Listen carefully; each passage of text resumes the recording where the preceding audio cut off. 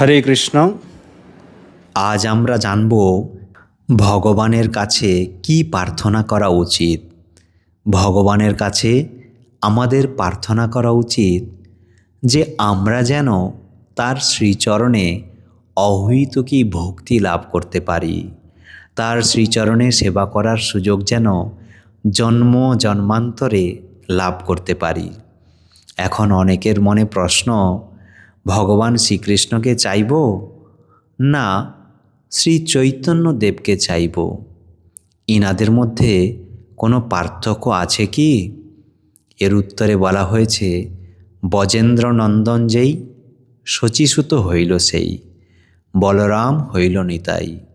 অর্থাৎ বজেন্দ্র নন্দনকে ভগবান শ্রীকৃষ্ণ, তিনি শচীমাতার গর্ভে এসেছেন। কী রূপে? শ্রী চৈতন্য মহাপ্রভু বা গৌর হরি রূপে। আর বলরাম হইল নিতাই। তাহলে কৃষ্ণলীলায় বড় ভাই বলরাম এখানে এসেছেন নিত্যানন্দ প্রভু রূপে।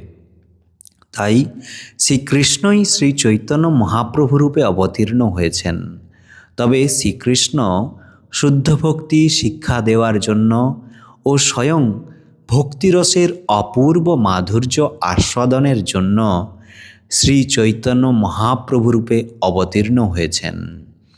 শ্রীকৃষ্ণ চৈতন্য রাধা কৃষ্ণ নহে অন্য।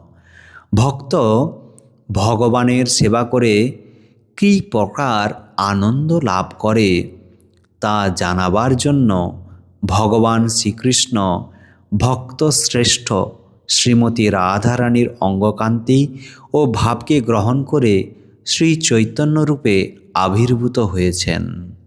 হরে কৃষ্ণ। নিতাই গৌর প্রেমানন্দে। হরি হরি বল।